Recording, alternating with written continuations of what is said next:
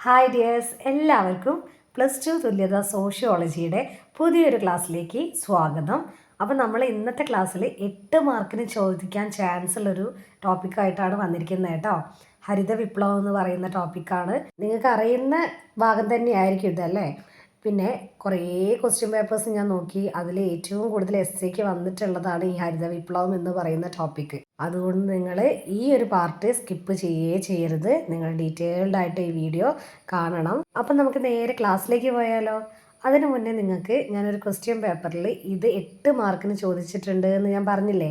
അപ്പോൾ ആ ക്വസ്റ്റ്യൻ പേപ്പറിൻ്റെ ചോദ്യം ഞാൻ അവിടെ ഇങ്ങനെ കൊടുക്കാം സ്ക്രീനിൽ. നിങ്ങൾ ആദ്യം നോക്കുക കേട്ടോ. എന്നിട്ട് നമുക്ക് അതിൻ്റെ ഡീറ്റെയിൽഡ് ആയിട്ടുള്ള ഭാഗങ്ങൾ നമുക്ക് ഡിസ്കസ് ചെയ്യാം. അപ്പോൾ നിങ്ങൾ ക്വസ്റ്റ്യൻ കാണുന്നുണ്ടോ? ഹരിത വിപ്ലവം എന്നാൽ എന്ത്? ഹരിത വിപ്ലവത്തിൻ്റെ സാമൂഹ്യ പ്രത്യാഘാതങ്ങൾ വിവരിക്കുക. ഇതിൽ സൂചകങ്ങൾ കൊടുത്തിട്ടുണ്ട്. ആദ്യം ഹരിത വിപ്ലവം എന്ന് പറയുന്നത് എഴുതാനാണ്. പിന്നെ ഗുണാത്മകമായിട്ടുള്ള സ്വാധീനം, ദോഷകരമായിട്ടുള്ള സ്വാധീനം. ഇതാണ് ക്വസ്റ്റ്യൻ ഹരിത വിപ്ലവമായിട്ടുള്ള കൊടുത്തിട്ടുള്ളത്. ഇനി നമുക്ക് എന്താണ് ഹരിത വിപ്ലവം നോക്കിയാലോ. The green revolution. നിങ്ങൾക്ക് അറിയുന്ന കാര്യങ്ങൾ തന്നെയാണ്, എന്നാലും ഒന്നുകൂടി പറയാം കേട്ടോ. കാർഷിക മേഖലയിൽ ഉണ്ടായിട്ടുള്ള ഒരു വിപ്ലവമാണ് എന്ത്? ഹരിത വിപ്ലവം. കാർഷിക മേഖലയിൽ ഉണ്ടായിട്ടുള്ള വിപ്ലവമാണ് ഹരിത വിപ്ലവം. 1960 കാലഘട്ടങ്ങളിലുണ്ടല്ലോ ഭക്ഷ്യപ്രതിസന്ധി ഉണ്ടായിട്ടുണ്ടായി. അത് മറികടക്കുന്നതിന് വേണ്ടിയിട്ട് 1990കളിലും 70കളിലും ഗവൺമെൻറ്റിൽ നടപ്പിലാക്കിയിട്ടുള്ള കാർഷിക നവീകരണ പരിപാടിയാണ് എന്ത്? കാർഷിക വിപ്ലവം എന്ന് പറയുന്നത്. ജലസേചന സൗകര്യങ്ങൾ കൂടുതലുള്ള പഞ്ചാബ്, ഉത്തർപ്രദേശ്, ആന്ധ്രാപ്രദേശ്, തമിഴ്നാട് ഈ സംസ്ഥാനങ്ങളിലെ ചില പ്രദേശങ്ങളിലാണ് കേട്ടോ ആദ്യമായിട്ട് ഈ കാർഷിക പരിപാടി നടപ്പിലാക്കിയത്. എവിടെയാണ്? പഞ്ചാബ്, ഉത്തർപ്രദേശ്, ആന്ധ്രാപ്രദേശ്, തമിഴ്നാട് ഈ ഒരു സംസ്ഥാനങ്ങളിലാണ് ആദ്യം എന്ത് ചെയ്തത്? ഇത്തരത്തിലുള്ള ഈ കാർഷിക പരിപാടി നടപ്പിലാക്കിയത്. സങ്കര വിത്തുകൾ അല്ലെങ്കിൽ HYV സീഡ്സ് എന്ന് പറയും കേട്ടോ. ആ സങ്കര വിത്തുകൾ, കീടനാശിനികൾ, രാസവളങ്ങൾ ഇതൊക്കെ സഹായ വിലയ്ക്ക് കർഷകർക്ക് നൽകിയിട്ടുണ്ടായിരുന്നു. എന്തൊക്കെയാണ് കൊടുത്തത്? സങ്കര വിത്തുകൾ, കീടനാശിനികൾ, രാസവളങ്ങൾ ഇതൊക്കെ സഹായ വിലയ്ക്ക് ആർക്ക് കൊടുത്തു? കർഷകർക്ക് കൊടുത്തിട്ടുണ്ടായിരുന്നു. കാർഷിക വായ്പകൾ അനുവദിച്ചിട്ടുണ്ടായിരുന്നു. ഉൽപ്പന്നങ്ങൾ നിശ്ചിത വിലയ്ക്ക് വാങ്ങാമെന്ന് ഗവൺമെൻറ് ഉറപ്പ് നൽകിയിട്ടുണ്ടായി. ഈ നടപടികളായിരുന്നു ഹരിത വിപ്ലവത്തിൻ്റെ അടിസ്ഥാനം എന്ന് പറയുന്നത്. നൂതന സാങ്കേതിക വിദ്യ ഉപയോഗിച്ചതുകൊണ്ട് തന്നെ കാർഷിക ഉൽപ്പാദനം എന്ന് പറയുന്നത് കുത്തനെ ഉയരുന്നതിനും ഭക്ഷ്യോൽപാദനത്തിൽ സ്വയം പര്യാപ്തത നേടുന്നതിനും ഇത് സാധിച്ചിട്ടുണ്ടായിരുന്നു. ഇനി കുറച്ചും കൂടി സിമ്പിളായിട്ട് ഹരിത വിപ്ലവത്തിനെ കുറിച്ച് പറയുകയാണെങ്കിൽ 1960കളിൽ ഇന്ത്യയിലെ ഭക്ഷ്യധാന്യ ഉൽപ്പാദനം വർദ്ധിപ്പിക്കുന്നതിനായി ഉയർന്ന വിളവ് തരുന്ന വിത്തുകൾ, അതായത് HYV സീഡ്സ്, രാസവളങ്ങൾ, കീടനാശിനികൾ, ജലസേചന സൗകര്യങ്ങൾ, ആധുനിക കാർഷിക യന്ത്രങ്ങൾ ഇതൊക്കെ വ്യാപകമായി ഉപയോഗിച്ച കാർഷിക നവീകരണ പരിപാടിയെയാണ് എന്ത് വിളിക്കുന്നത്? ഹരിത വിപ്ലവം എന്ന് വിളിക്കുന്നത്. ഒന്നുകൂടി പറയാം. 1960കളിൽ ഇന്ത്യയിൽ ഭക്ഷ്യധാന്യ ഉൽപ്പാദനം വർദ്ധിപ്പിക്കുന്നതിന് വേണ്ടി ഉയർന്ന വിളവ് തരുന്ന വിത്തുകളുണ്ട്, രാസവളങ്ങളുണ്ട്, കീടനാശിനികൾ, ജലസേചന സൗകര്യങ്ങൾ, ആധുനിക കാർഷിക യന്ത്രങ്ങൾ ഇതൊക്കെ വ്യാപകമായി ഉപയോഗിച്ചിട്ടുണ്ടായിരുന്ന കാർഷിക നവീകരണ പരിപാടിയെയാണ് ഹരിത വിപ്ലവം എന്ന് വിളിക്കുന്നത്. മനസ്സിലായോ? അപ്പോൾ ആദ്യം നമ്മൾ എപ്പോഴും പറയുന്ന പോലെ എസ്സേയിൽ ആദ്യം ഒരു ആമുഖം എഴുതണം. എന്നിട്ട് വേണം എന്താണ് ഹരിത വിപ്ലവം എന്നുള്ളത് നമ്മൾ ഡീറ്റെയിൽ ആയിട്ട് എഴുതാൻ കേട്ടോ. ഈ ഹരിത വിപ്ലവത്തിൻ്റെ പ്രധാന ലക്ഷ്യം എന്താണ്? ഭക്ഷ്യധാന്യ ഉൽപ്പാദനം വർദ്ധിപ്പിച്ച് ഭക്ഷ്യ സ്വയം പര്യാപ്തത നേടുക. എന്താണ്? ഭക്ഷ്യധാന്യ ഉൽപ്പാദനം വർദ്ധിപ്പിച്ചിട്ട് ഭക്ഷ്യ സ്വയം പര്യാപ്തത നേടുക എന്നുള്ളതാണ് ഹരിത വിപ്ലവത്തിൻ്റെ പ്രധാന ലക്ഷ്യം കേട്ടോ. പിന്നെ ഇതിൻ്റെ ഘടകങ്ങളോ? ഇതാണ് നമ്മൾ നേരത്തെ പറഞ്ഞതൊക്കെ തന്നെയാണ്. എന്നാൽ ഇതിൻ്റെ പ്രധാന ഘടകങ്ങൾ എന്ന് പറഞ്ഞാൽ ഉയർന്ന വിളവ് തരുന്ന വിത്തുകൾ, ജലസേചനം, രാസവളങ്ങൾ, കീടനാശിനികൾ, കാർഷിക യന്ത്രവൽക്കരണം ഇതാണ് കേട്ടോ ഇതിൻ്റെ പ്രധാന ഘടകങ്ങൾ. ഇനി നിങ്ങളോടൊരു വൺ വേർഡ് എന്തെങ്കിലും ഞാൻ ചോദിച്ചാലോ? നിങ്ങൾക്ക് അറിയുന്ന കാര്യങ്ങൾ തന്നെയായിരിക്കും. ഹരിത വിപ്ലവത്തിൻ്റെ പിതാവായിട്ട് ലോകത്തിൽ നമ്മളൊരാൾ അറിയപ്പെടുന്നുണ്ട്. വേൾഡിൽ കേട്ടോ. ലോകത്തിലെ ഹരിത വിപ്ലവത്തിൻ്റെ പിതാവ് എന്നറിയപ്പെടുന്നത് ആരാണ്? ഇതെന്താ ക്ലാസ് എടുത്ത് തന്നിട്ട് അതിൻ്റെ ഇടയിൽ ക്വസ്റ്റ്യൻ ചോദിക്കണമെന്നൊന്നും വിചാരിക്കേണ്ട. നമ്മൾ വെറുതെ ഇങ്ങനെ ഓരോ ക്വസ്റ്റ്യൻ ഇങ്ങനെ വൺ വേർഡ് നമ്മളിങ്ങനെ ചോദിച്ചാൽ നമുക്ക് എക്സാം എടുക്കുന്ന സമയത്ത് ചിലപ്പം തോന്നും ആ ടീച്ചറെ ക്ലാസ് ഞാൻ കേട്ട സമയത്ത് ഇതെവിടെയോ ഈ പേര് കേട്ടിട്ടുണ്ടല്ലോ എന്ന് നിങ്ങൾ ആലോചിക്കും. അപ്പോൾ അതുകൊണ്ടാണ് ഇതിൻ്റെ ഇടയ്ക്ക് ഇങ്ങനത്തെ വൺ വേർഡുകളൊക്കെ ചോദിക്കുന്നത് കേട്ടോ.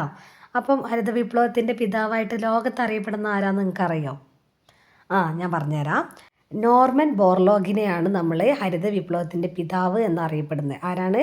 നോർമൻ ബോർലോഗിനെയാണ് ഹരിത വിപ്ലവത്തിൻ്റെ പിതാവ് എന്ന് ലോകത്ത് അറിയപ്പെടുന്നത് കേട്ടോ. അപ്പോൾ നമ്മുടെ ഇന്ത്യയിൽ ഒരാളുണ്ടല്ലോ, അത് നിങ്ങൾ കേട്ടിട്ടുണ്ടോ? അത് നിങ്ങൾ കേൾക്കാൻ സാധ്യതയുണ്ട്. മറ്റേ നമ്മൾ ചിലപ്പം കേൾക്കാൻ കുറച്ച് സാധ്യത കുറവാണ്. പക്ഷേ ഇന്ത്യയിലെ ഹരിത വിപ്ലവത്തിൻ്റെ പിതാവിനെ നിങ്ങൾ കേട്ടിട്ടുണ്ടായിരിക്കും. ഇനിയിപ്പോൾ കേട്ടില്ലെങ്കിൽ ഞാനിപ്പോൾ പറയുന്നുണ്ടല്ലോ, അപ്പം നിങ്ങൾ കേട്ടാൽ മതി കേട്ടോ. അപ്പോൾ ഇന്ത്യയിലെ ഹരിത വിപ്ലവത്തിൻ്റെ പിതാവ് എന്നറിയപ്പെടുന്നത് MS സ്വാമിനാഥനാണ് കേട്ടോ. ആരാണ്? MS സ്വാമിനാഥൻ. MS സ്വാമിനാഥനെയാണ് നമ്മൾ ഹരിത വിപ്ലവത്തിൻ്റെ ഇന്ത്യയിലെ പിതാവ് എന്നുള്ള പേരിൽ അറിയപ്പെടുന്നത്. അപ്പം നിങ്ങൾ ആദ്യമായിട്ട് എഴുതേണ്ടത് എന്താണ്? ഹരിത വിപ്ലവം എന്താണെന്നാണ് എഴുതേണ്ടത്. അത് ഡീറ്റെയിൽ ആയിട്ട് ഞാനിപ്പോൾ പറഞ്ഞിട്ടുണ്ട്, നിങ്ങൾക്ക് മനസ്സിലായിട്ടുണ്ടാവും എന്ന് വിചാരിക്കുന്നു കേട്ടോ. ഇനി ഹരിത വിപ്ലവത്തിൻ്റെ സാമൂഹ്യ പ്രത്യാഘാതങ്ങൾ എന്താണെന്ന് നമുക്ക് പറയാം. ആദ്യമായിട്ട് സാമൂഹ്യ പ്രത്യാഘാതങ്ങൾ എന്താണെന്നുള്ളത് ഞാൻ കോമൺ ആയിട്ട് പറയാം. എന്നിട്ട് നമുക്ക് എന്ത് ചെയ്യാം, അതിൻ്റെ ദോഷഫലങ്ങളും നല്ല ഫലങ്ങളും നമുക്ക് പറയാം. അപ്പം ഹരിത വിപ്ലവത്തിൻ്റെ സാമൂഹ്യ പ്രത്യാഘാതങ്ങൾ എന്ന് പറയുമ്പോൾ, ഹരിത വിപ്ലവം ഇടത്തരം കർഷകർക്കും വൻകിട കർഷകർക്കും മാത്രമാണ് പ്രയോജനം ഉണ്ടായത് കേട്ടോ. ആർക്കൊക്കെയാണ്? ഇടത്തരം കർഷകർക്കും വൻകിട കർഷകർക്കും മാത്രമാണ് ഹരിത വിപ്ലവം കൊണ്ട് ഗുണം ഉണ്ടായത്. ചെറുകിട കർഷകർക്ക് അതിൻ്റെ ഗുണഫലങ്ങളൊന്നും തന്നെ ലഭിച്ചിട്ടുണ്ടായിരുന്നില്ല. പിന്നെ ചിലവേറിയിട്ടുള്ള സാങ്കേതിക വിദ്യ ഉപയോഗപ്പെടുത്തുന്നതിന് ചെറുകിട കർഷകർക്ക് സാധിച്ചിട്ടുണ്ടായിരുന്നില്ല. ചിലവേറിയിട്ടുള്ള ഇത്തരം സാങ്കേതിക വിദ്യകൾ ഉപയോഗപ്പെടുത്തുന്നതിന് ആർക്ക് സാധിച്ചിട്ടുണ്ടായിരുന്നില്ല? ചെറുകിട കർഷകർക്ക് പറ്റിയിട്ടുണ്ടായിരുന്നില്ല. പുതിയ വിത്തിനങ്ങളും രാസവളങ്ങളും വാങ്ങാനുള്ള പണം ആർക്കുണ്ടായിരുന്നുണ്ടാവില്ല? ചെറിയ കർഷകർക്ക് അല്ലെങ്കിൽ ചെറുകിട കർഷകർക്ക് കഴിയുമായിരുന്നില്ല കേട്ടോ. അവരുടെ കയ്യിൽ അത്രയും പണമൊന്നും ഉണ്ടായിരുന്നില്ല. അസമത്വങ്ങൾ അവിടെ രൂപം കൊണ്ടു. വൻകിട കർഷകർ വിപണിയെ ലക്ഷ്യമാക്കിയിട്ട് ഉൽപ്പാദനം നടത്തുകയും ചെയ്തു. പക്ഷേ എന്നാലോ ഈ ചെറുകിട കർഷകരെ അവർക്കുള്ള ഉപജീവന കൃഷി മാത്രമാണ് ചെയ്തിട്ടുണ്ടായിരുന്നത്. സമ്പന്ന കർഷകർ കൃഷിയിൽ നിന്നും വലിയ ലാഭം ഉണ്ടാക്കുകയും ചെയ്തു. എന്നാൽ ദരിദ്രമായിട്ടുള്ള കർഷകർക്ക് അവർ ദരിദ്രരായിട്ട് തന്നെ തുടർന്നു. കുടിയാന്മാരെ കൃഷിഭൂമിയിൽ നിന്ന് കുടിയൊഴിപ്പിക്കുന്നതിന് ഇടവരുത്തുകയുണ്ടായി. ഉഴവ്, മെതി, കൊയ്ത്ത് എന്നീ സേവന ജോലികൾ യന്ത്രങ്ങൾ ഏറ്റെടുക്കുകയും ചെയ്തു. അങ്ങനെ യന്ത്രങ്ങൾ ഏറ്റെടുക്കുമ്പോൾ അത് ജോലി ചെയ്തിട്ടുണ്ടായിരുന്ന ആൾക്കാരുടെ ജോലി എന്തായിരിക്കും? അവർ വഴിയാധാരമായിട്ടുണ്ടാവും അല്ലേ? ഇത്തരം സേവന ജോലികളിൽ ഏർപ്പെട്ടിരുന്നവർ തൊഴിൽ നഷ്ടമായതോടെ നഗരങ്ങളിലേക്ക് കുടിയേറി പാർക്കുകയാണ് ചെയ്തിട്ടുണ്ടായിരുന്നത്. ഇതിലൂടെ ഗ്രാമ-നഗര കുടിയേറ്റം വർദ്ധിക്കുകയും ചെയ്തു. സമ്പന്നരും ദരിദ്രരും തമ്മിലുള്ള ഒരു അന്തരം, വലിയ രീതിയിലുള്ള അന്തരം വർദ്ധിച്ചു. തൊഴിലാളികൾക്ക് കൂലി സാധനങ്ങൾക്ക് പകരം പണമായിട്ട് നൽകാൻ തുടങ്ങുകയും ചെയ്തു. ഈ പാവപ്പെട്ട കർഷകരില്ലേ, ചെറുകിട കർഷകർ, അവരൊക്കെ വല്ലാണ്ട് ഈ ഒരു ഹരിത വിപ്ലവം ബാധിച്ചിട്ടുണ്ടായിരുന്നു കേട്ടോ. ഹരിത വിപ്ലവത്തിൻ്റെ രണ്ടാം ഘട്ടമുണ്ട്. അപ്പോൾ രണ്ടാം ഘട്ടം താരതമ്യേന വരണ്ടതും ജലലഭ്യത കുറഞ്ഞതുമായിട്ടുള്ള പ്രദേശങ്ങളിലാണ് നടപ്പിലാക്കിയിട്ടുണ്ടായിരുന്നത്. കൃത്രിമ ജലസേചന പദ്ധതികൾ നടപ്പിലാക്കിയതിലൂടെയാണ് കൃഷിയുടെ വാണിജ്യവൽക്കരണം സാധ്യമായത്. വിപണിയെ ലക്ഷ്യമാക്കിയുള്ള ഉൽപ്പാദനത്തിന് പ്രോത്സാഹനം ലഭിച്ചിട്ടുണ്ടായിരുന്നു. പല വിളകളുടെ ഉൽപ്പാദനം ഏകവിള കൃഷിക്ക് വഴിമാറുകയുണ്ടായി. ഇതോടുകൂടിയിട്ട് കർഷകർ പുതിയ പ്രതിസന്ധികൾ നേരിടാനും തുടങ്ങി. ഉൽപ്പന്നങ്ങളുടെ വിലയിടവും വിളനാശവും കർഷകരെ സാമ്പത്തികമായിട്ട് വൻതോതിൽ തകർക്കുകയുണ്ടായി കേട്ടോ. പ്രാദേശിക അസമത്വങ്ങൾക്ക് വഴിയൊരുക്കുകയുണ്ടായി. ചില പ്രദേശങ്ങളിലാണെങ്കിൽ പുരോഗതിയും വികസനമൊക്കെ ഉണ്ടായിരുന്നു. എന്നാലോ മറ്റു ചില പ്രദേശങ്ങൾ മൂടോട് കൂടിയിട്ട് പോയി എന്ന് പറയില്ലേ, അത്രയും ഇല്ലാണ്ടായ ഒരവസ്ഥയിലേക്ക് വന്നു. ബീഹാർ, രാജ്യത്തിൻ്റെ കിഴക്ക് ഭാഗങ്ങൾ, കിഴക്കൻ ഉത്തർപ്രദേശ്, തെലങ്കാന ഈ തുടങ്ങിയിട്ടുള്ള പ്രദേശങ്ങളിലൊക്കെ ഫ്യൂഡൽ കാർഷിക ഘടന മാറ്റമില്ലാതെ തന്നെ തുടർന്ന് പോയിക്കൊണ്ടിരുന്നു. പരമ്പരാഗത കൃഷി രീതികൾ ഉപയോഗശൂന്യമായിട്ട് മാറി. കാരണം പുതിയ സാങ്കേതിക വിദ്യകൾ വരികയല്ലേ. അങ്ങനെ ട്രഡീഷണലായിട്ട് അവിടെ ഉണ്ടായിരുന്ന കൃഷി രീതികളൊക്കെ എന്തായി? അത് ഉപയോഗിക്കാൻ പറ്റാതെ ഉപയോഗശൂന്യമായിട്ട് മാറുകയാണ്. ജനിതക മാറ്റം വരുത്തിയ വിളകളും വീര്യം കൂടിയ കീടനാശിനികളും പാരിസ്ഥിതിക പ്രശ്നങ്ങൾ ഇടയാക്കുകയും ചെയ്തിട്ടുണ്ടായി. ഈ ഒരു സാഹചര്യത്തിൽ പരമ്പരാഗത കാർഷിക രീതികളിലേക്കും ജൈവ വിത്തിനങ്ങളിലേക്കും തിരിച്ചു വരണമെന്ന് ശാസ്ത്രലോകം, കർഷക പ്രസ്ഥാനം അവരൊക്കെ ആവശ്യപ്പെടാൻ വേണ്ടി തുടങ്ങി. കാരണം അവർ നമ്മളെ നാട്ടിൽ സാങ്കേതികവിദ്യ കൂടുതലുണ്ടെന്ന് പറഞ്ഞിട്ട് നമ്മുടെ പരമ്പരാഗതമായിട്ടുള്ള ഒരു ട്രഡീഷൻ ഉണ്ടല്ലോ, അതായത് കാർഷിക രീതി, അതൊക്കെ നശിക്കുകയല്ലേ ചെയ്യുന്നത്. അപ്പോൾ അത്രയും സാഹചര്യത്തിൽ നിന്ന് അന്നൊക്കെ മുക്തി നേടാൻ വേണ്ടിയിട്ട് കടുത്ത ദാരിദ്ര്യം കാര്യങ്ങളൊക്കെ വന്നിട്ടുണ്ടായിരുന്നു ഈ ചെറുകിട കർഷകരായിട്ടുള്ള ആൾക്കാരുടെ ഇടയിലൊക്കെ. അപ്പം അതിൽ നിന്നൊക്കെ ഒന്ന് മുക്തി നേടാൻ വേണ്ടിയിട്ട് പരമ്പരാഗത കാർഷിക രീതികളിലേക്കും ജൈവ വിത്തനങ്ങളിലേക്കൊക്കെ തിരിച്ചു വരണമെന്ന് ആര് പറഞ്ഞു? ശാസ്ത്രലോകവും കർഷക പ്രസ്ഥാനങ്ങളും പറഞ്ഞു കേട്ടോ. ഹരിത വിപ്ലവത്തിൻ്റെ ഗുണാത്മകമായിട്ടുള്ള സ്വാധീനം എന്താണെന്ന് നമുക്ക് നോക്കാം അല്ലേ. നമ്മൾ നേരത്തെ പറഞ്ഞിട്ടുണ്ടായിരുന്നു സൂചകങ്ങൾ എന്ന് പറഞ്ഞ് നമുക്ക് തന്നത്. അതിലാദ്യം എന്തായിരുന്നു?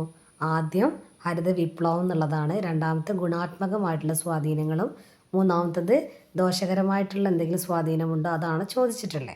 അതിലാദ്യം നമുക്ക് ഗുണാത്മകമായിട്ടുള്ള സ്വാധീനങ്ങൾ എന്തൊക്കെയാണെന്ന് നോക്കാം അല്ലേ. ഭക്ഷ്യധാന്യ ഉൽപ്പാദനം ഗണ്യമായിട്ട് വർദ്ധിച്ചു. ഭക്ഷ്യധാന്യ ഉൽപ്പാദനം ഗണ്യമായി വർദ്ധിച്ചു. ഭക്ഷ്യ സ്വയം പര്യാപ്തത കൈവരിക്കാൻ ഇന്ത്യക്ക് സാധിച്ചു. രണ്ടാമത്തതാണ് ഭക്ഷ്യ സ്വയം പര്യാപ്തത നേടാൻ വേണ്ടിയിട്ട് ആർക്ക് സാധിച്ചു?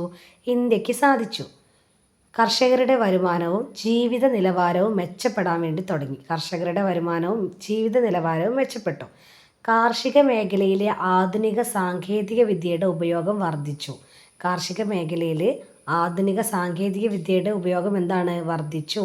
ഗ്രാമപ്രദേശങ്ങളിൽ റോഡ്, ജലസേചനം, വൈദ്യുതി തുടങ്ങിയിട്ടുള്ള അടിസ്ഥാന സൗകര്യങ്ങൾ വികസിച്ചു. ഗ്രാമപ്രദേശങ്ങളിൽ റോഡ്, ജലസേചനം, വൈദ്യുതി എന്നിവ അടിസ്ഥാന സൗകര്യങ്ങൾ വികസിച്ചു. കാർഷിക അനുബന്ധ വ്യവസായങ്ങളുടെ വളർച്ചയ്ക്ക് വഴിയൊരുങ്ങുകയും ചെയ്തു. കാർഷിക അനുബന്ധ വ്യവസായങ്ങളുടെ വളർച്ചയ്ക്ക് വഴിയൊരുങ്ങി. ഇതിൽ നമ്മൾ പറഞ്ഞില്ലേ കർഷകരുടെ വരുമാനവും ജീവിത നിലവാരവും മെച്ചപ്പെട്ടു എന്നുള്ളത്. അത് വലിയ തോതിലുള്ള ആൾക്കാരില്ലേ കർഷകർ, അവരുടേതൊക്കെയാണ് കേട്ടോ.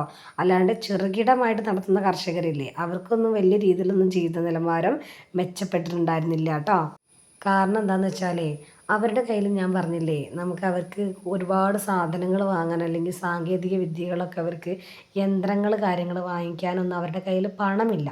അപ്പോൾ അങ്ങനെ ഒരു സാഹചര്യം വന്നപ്പം ഇത് അവരെ നന്നായിട്ട് എഫക്റ്റ് ചെയ്തിട്ടുണ്ടായിരുന്നു. പക്ഷേ കുറച്ചൊരു ഉയർന്നു നിൽക്കുന്ന കർഷകരില്ലേ അവർക്കൊക്കെ അവരുടെ ലൈഫ് സ്റ്റൈൽ അല്ലെങ്കിൽ വരുമാനം ഇതൊക്കെ മെച്ചപ്പെട്ടിട്ടുണ്ടായിരുന്നേ. ഇപ്പം നമ്മൾ ഗുണാത്മകമായിട്ടുള്ള ഫലങ്ങൾ പറഞ്ഞില്ലേ അല്ലെങ്കിൽ സ്വാധീനങ്ങൾ പറഞ്ഞില്ലേ. ഇനി ദോഷകരമായിട്ടുള്ള സ്വാധീനങ്ങളാണ് നമ്മൾ ചർച്ച ചെയ്യണത്. ആദ്യത്തേതാണ് വലിയ കർഷകർക്ക് കൂടുതൽ പ്രയോജനം ലഭിച്ചപ്പോൾ ചെറുകിട കർഷകർ പിന്നോക്കമായി. ഇതാണ് നമ്മൾ കുറച്ച് മുന്നേ പറഞ്ഞത് അല്ലേ. വലിയ കർഷകർക്ക് നല്ല രീതിയിലുള്ള വരുമാനം കിട്ടി, അവരുടെ ജീവിത സാഹചര്യങ്ങൾ മാറി, ജീവിത നിലവാരം മെച്ചപ്പെട്ടു. പക്ഷേ ഈ പാവപ്പെട്ട ചെറുകിട കർഷകരുടെ അവസ്ഥയോ അവർക്കൊരു രീതിയിലും നല്ല കാര്യങ്ങൾ ലഭിച്ചിട്ടുണ്ടായിരുന്നില്ല. സമ്പന്നരും ദരിദ്രരുമായ കർഷകർ തമ്മിലുള്ള സാമ്പത്തിക അസമത്വം വർദ്ധിച്ചു. അവിടെ ഈ ദരിദ്രർ സമ്പന്നർ എന്നുള്ളൊരു അന്തരം ഉണ്ടല്ലോ അത് വലിയ രീതിയിൽ കൂടിയിട്ടോ. അതാണ് സമ്പന്നരും ദരിദ്രരുമായ കർഷകർ തമ്മിലുള്ള സാമ്പത്തിക അസമത്വം വർദ്ധിക്കുകയുണ്ടായി. മൂന്നാമത്തെ ഒരു പോയിൻ്റാണ് രാസവളങ്ങളുടെയും കീടനാശിനികളുടെയും അമിത ഉപയോഗം മണ്ണിൻ്റെയും ജലത്തിൻ്റെയും മലിനീകരണത്തിന് കാരണമായി. നമ്മൾ പറഞ്ഞില്ലേ ആദ്യഘട്ടത്തിൽ ഇവർ 2 ഘട്ടങ്ങളൊക്കെ ആയിട്ട് നടന്നിട്ടുണ്ട്. പക്ഷേ ആദ്യഘട്ടത്തിൽ ഇവർ ഒരുപാട് ജലം കൂടുതലുള്ള പ്രദേശങ്ങളൊക്കെയാണ് എടുത്തിട്ടുണ്ടായിരുന്നത്. അപ്പം ഇത്തരം കീടനാശിനികളും കാര്യങ്ങളൊക്കെ അല്ലേ അവിടെ ഉപയോഗിക്കുന്നത് ഹരിത വിപ്ലവത്തിൽ. അപ്പം ഈ രാസവളങ്ങളുടെയും കീടനാശിനികളുടെയും അമിതമായിട്ടുള്ള ഉപയോഗം ഉണ്ടല്ലോ മണ്ണിൻ്റെയും ജലത്തിൻ്റെയും മലിനീകരണത്തിന് കാരണമാകുകയും ചെയ്തു. അങ്ങനെ ഫലഭൂഷ്ടി കാര്യങ്ങളൊക്കെ ഇല്ലാണ്ടാക്കുകയും ചെയ്തിട്ടുണ്ട് കേട്ടോ. പിന്നെ ഭൂഗർഭജലത്തിൻ്റെ അമിത ചൂഷണം മൂലം ജലക്ഷാമവും ഉണ്ടായി. ഭൂഗർഭജലത്തിൻ്റെ അമിത ചൂഷണം മൂലം എന്തുണ്ടായി? ജലക്ഷാമം ഉണ്ടാവാൻ കാരണമായി. പരമ്പരാഗത വിളകളുടെ കൃഷി കുറയുകയും ചെയ്തു. ജൈവ വൈവിധ്യത്തിന് അതൊരു ഭീഷണിയായിട്ട് മാറി. കാരണം അവർ പുതിയ രീതിയിൽ യന്ത്രങ്ങളും കാര്യങ്ങളൊക്കെ വെച്ചിട്ടല്ലേ ചെയ്തത്. അപ്പോൾ ഈ പരമ്പരാഗത വിളകളുടെ കൃഷി കുറയുകയാണ് ചെയ്യണത് കേട്ടോ. ആ സമയത്ത് ജൈവ വൈവിധ്യത്തിന് അതൊരു വലിയ ഭീഷണിയായിട്ട് മാറുകയും ചെയ്തു. യന്ത്രവൽക്കരണം വർദ്ധിച്ചതോട് കൂടിയിട്ട് കാർഷിക തൊഴിലാളികളുടെ തൊഴിലവസരങ്ങൾ ചില പ്രദേശങ്ങളിൽ കുറഞ്ഞു വന്നു. അതായത് നമ്മൾ പറഞ്ഞില്ലേ കൃഷിസ്ഥലത്ത് പല രീതിയിലുള്ള ജോലികൾ ഉണ്ടാവും അല്ലേ. കാരണം സാധാരണക്കാരായിട്ടുള്ള ഏറ്റവും സാധാരണമായിട്ടുള്ള ആൾക്കാരായിരിക്കും ഇത്തരം ജോലികളൊക്കെ ചെയ്യാം. ഈ നെയ്ത്തിൻ്റെ സമയത്തൊക്കെ ആണെന്നുണ്ടെങ്കിൽ മെതിക്കുക അങ്ങനെയൊക്കെയുള്ള കാര്യങ്ങൾ കൊയ്യൊക്കെ ചെയ്യൂലേ. അങ്ങനെ ചെയ്യുമ്പം ഈ ആൾക്കാരുടെ ഇടയിൽ ഇത് തൊഴിലവസരങ്ങൾ കുറയാൻ വേണ്ടി തുടങ്ങി. കാരണം മനുഷ്യൻ ചെയ്യേണ്ട ജോലി ആര് ചെയ്തു തുടങ്ങി?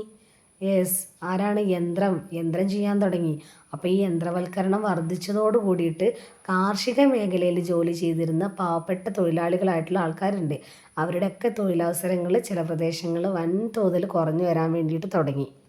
അപ്പോൾ ഇതൊക്കെയാണ് കൂടുതലായിട്ട് ഹരിത വിപ്ലവത്തിൻ്റെ ഗുണാത്മകമായിട്ടുള്ള സ്വാധീനം, ദോഷകരമായിട്ടുള്ള സ്വാധീനം എന്ന് പറയുന്നത്. ഇത് നിങ്ങൾക്ക് ഒരു ഏകദേശം എന്താണ് ഹരിത വിപ്ലവം എന്ന് പഠിച്ചാൽ തന്നെ നിങ്ങൾക്ക് ഇതിൻ്റെ ഡീറ്റെയിൽ ആയിട്ട് നിങ്ങൾക്ക് സ്വയം എഴുതിയെടുക്കാൻ വേണ്ടിയിട്ട് പറ്റും. അപ്പോൾ നമ്മൾ എന്താണ് ഹരിത വിപ്ലവം എന്നാണ് പറഞ്ഞിട്ടുണ്ടായിരുന്നത്? 1960കളിൽ ഇന്ത്യയിൽ ഭക്ഷ്യധാന്യ ഉൽപ്പാദനം വർദ്ധിപ്പിക്കുന്നതിനായി ഉയർന്ന വിളവ് തരുന്ന വിത്തുകൾ, രാസവളങ്ങൾ, കീടനാശിനികൾ, ജലസേചന സൗകര്യങ്ങൾ, ആധുനിക കാർഷിക യന്ത്രങ്ങൾ ഇതൊക്കെ വ്യാപകമായി ഉപയോഗിച്ച കാർഷിക നവീകരണ പരിപാടിയെയാണ് ഹരിത വിപ്ലവം എന്ന് വിളിക്കുന്നത്. ഇനി ഇതിൻ്റെ ലാസ്റ്റ് നമ്മളൊരു കൺക്ലൂഷൻ കൊടുക്കൂലേ, ഒരു നിഗമനം. അത് ഹരിത വിപ്ലവം ഇന്ത്യയിലെ ഭക്ഷ്യധാന്യ ഉൽപ്പാദനം വർദ്ധിപ്പിക്കുകയും ഭക്ഷ്യസുരക്ഷ ഉറപ്പാക്കുകയും ചെയ്തുവെങ്കിലും സാമൂഹിക അസമത്വം, പരിസ്ഥിതി പ്രശ്നങ്ങൾ, ചെറുകിട കർഷകരുടെ പ്രതിസന്ധി തുടങ്ങിയിട്ടുള്ള ദോഷഫലങ്ങളും സൃഷ്ടിച്ചിട്ടുണ്ട്. ഇത് നിങ്ങൾക്ക് എഴുതാൻ പറ്റുമല്ലോ. ഇതിൻ്റെ ഗുണങ്ങളും കാര്യങ്ങളും ഒക്കെ എഴുതി കഴിഞ്ഞതിന് ശേഷം നമ്മൾ ദോഷങ്ങളൊക്കെ എഴുതണം. എന്നിട്ടൊക്കെ നമ്മൾ ലാസ്റ്റ് എന്ത് എഴുതണം? ഇങ്ങനെ ഒരു സംഭവം ഉണ്ട്. അതായത് ഹരിത വിപ്ലവം എന്ന് പറയുന്നത് ഇന്ത്യയിലെ ഭക്ഷ്യധാന്യ ഉൽപ്പാദനം വർദ്ധിപ്പിച്ചിട്ടൊക്കെ ഉണ്ട്, ഭക്ഷ്യസുരക്ഷ ഉറപ്പാക്കുകയും ചെയ്തിട്ടുണ്ട്. പക്ഷേ എന്തുണ്ട്? സാമൂഹിക അസമത്വം, പരിസ്ഥിതി പ്രശ്നങ്ങൾ, ചെറുകിട കർഷകരുടെ പ്രതിസന്ധി, ദരിദ്രരും സമ്പന്നരും എന്നുള്ള ഒരു അന്തരം വലുതായി സൃഷ്ടിക്കുക, ഇത്തരം ദോഷഫലങ്ങളും ഹരിത വിപ്ലവത്തിനുണ്ടായിരുന്നു എന്നുള്ളത് ഒരു കൺക്ലൂഷനായിട്ട് കൊടുക്കണം കേട്ടോ. അപ്പം ഈ ഒരു ക്ലാസ് നിങ്ങൾക്ക് മനസ്സിലായി എന്ന് ഞാൻ വിശ്വസിക്കുകയാണ്. നിങ്ങൾ കൂടുതലായിട്ടുള്ള ക്ലാസ്സുകൾ വേണമെങ്കിൽ എനിക്ക് കമൻറ്റ് ചെയ്യണം കേട്ടോ. എന്നാലേ എനിക്ക് കൂടുതലായിട്ട് നിങ്ങൾക്ക് മനസ്സിലായി എന്നുള്ളത് എനിക്ക് മനസ്സിലാക്കാൻ വേണ്ടി പറ്റുള്ളൂ കേട്ടോ. അപ്പോൾ നന്നായിട്ടിരുന്ന് പഠിക്കുക. പിന്നെ അതേപോലെ ഈ ഒരു ചാനലിൽ നിങ്ങളുടെ പരീക്ഷ കഴിഞ്ഞതിന് ശേഷം ഒരു വിശകലനം, ചോദ്യപേപ്പർ വിശകലനം കൂടി ഇതിൽ അപ്ലോഡ് ചെയ്യാമെന്ന് വിചാരിക്കുന്നുണ്ട് കേട്ടോ. നിങ്ങളെല്ലാവരും നന്നായിട്ടിരുന്ന് പഠിക്കുക. All the very best. Thank you.